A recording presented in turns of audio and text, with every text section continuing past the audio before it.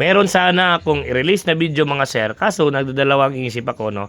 Actually, tutorial sana yung kalabasan, pero baka yung ibang tao, iba yung pagka-gauge nila.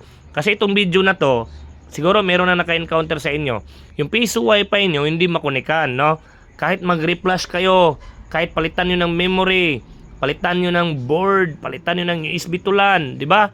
Is hindi pa rin makukunikan yung piso wifi. Yung iba nga tawag dito is jammer, no? Ginagamitan daw ng Node MCU. Yung iba naman hacker daw, na-hack daw yung password, na-scan daw yung password ng piso wifi. Actually hindi po, kahit po palitan yung password ng piso wifi nyo, yung admin kahit baliktad rin yung password nyo, kaya pasukin yung piso wifi, no? Kaya po, yung cellphone lang yung gagamit lang tayo ng cellphone, wala pong ibang device, cellphone lang po, kaya natin pasukin yung piso wifi na ma-disable po yung internet niyan, no?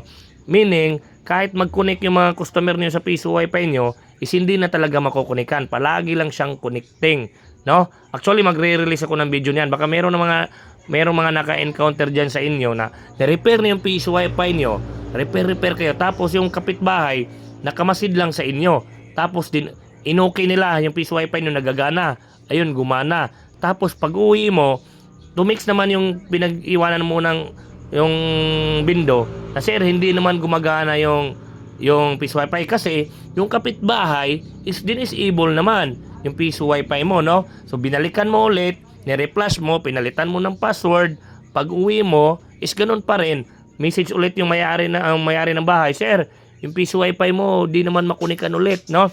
So ayan, marami siguro naka-encounter dyan na sumakit yung ulo. Gusto ko sana i-release yung video tutorial niyan kung paano natin i-counter, paano natin maiwasan na mangyari yan. Kaso baka marami na namang mag-bash dyan, mag-message dyan, report kasi kunti lang sana yung may alam niyan, tapos ginawan pa ng vlog, no? Baka mayroon kasi mga ganyan na mentality na report kasi hindi sana alam ng karamihan, kaso ginawan pa ng video, iyan tuloy, marami na yung may alam, no? So yun na nga, kayo yung magdesisyon na nanonood ngayon kung gagawa natin ng video kung paano yan ma-counter or hindi na lang. As in, i-remain na lang natin na walang video hanggat sa ma-discover niyo, hanggat marinig nyo sa iba na ganyan yung gagawin, no? Pwede rin na ganyan, pero wala pang nag-upload kahit isa sa YouTube, sa Facebook, nag-upload na ganyang problema at kung paano yan solusyonan. As in, wala pang nag-upload na ganyan, no? Kung gusto niyo matuto, comment kayo, yung gagawin natin, majority vote, na kung marami yung mag-request na gagawin natin ng video, igagawa natin. Pero baka marami naman yung mag-bash, no?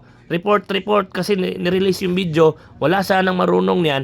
Ngayon marami nang marunong kasi ginawa ng video. Anong gagawin natin sa mga magbabash dyan, magko-comment? Buti sana kung yung mga interested gawa natin ng video, papalagan nyo in good terms na yung video na gagawin natin is in good faith, na marami yung mga installer na marunong niya, no? Sige, majority vote tayo. Then tapos yung mga basher dyan na ayaw i-release yung video, kayo na yung bahala dyan. Kayo magbahala decision sa kanila kung paano natin i-counter yan. Usually talaga is maninisi yung iba kasi lalo na pag hindi nakita yung video ngayon, no? Kasi mangyayari kasi pag nirelease ko yung video na kung paano yan gawin at paano din yan disable, tapos yung hindi nakapanood is walang idea na kayo ngayon nga nanonood, pwede nyo yan gayahin. For example, meron kayong katabi na piso wifi, pwede nyo i-test doon. Pero example, yung piso wifi nyo sa bukid, dalawa kayo doon, pwede nyo bisitahin, tapos i-testing nyo sa pangalawang piso wifi, ma-disable sila, hindi na makunikan yung piso wifi nila. Kahit puntahan nila, mag-reflash sila, kahit yung board na mismo, tanggalin nila yung board, palitan ng bagong board, bagong reflash, di ba? Kahit ganun yung gawin nila, is hindi pa rin makukunikan yung piso wifi. Otherwise, kung hindi nila gagawin yung solusyon na ituturo ko sa video, no? So napaka-grabe, napaka-critical talaga ito, no? Meron na mga naka-experience dito na sumakit yung ulo nyo. Kaya ako mismo nga alam ito, matagal ko na tong alam.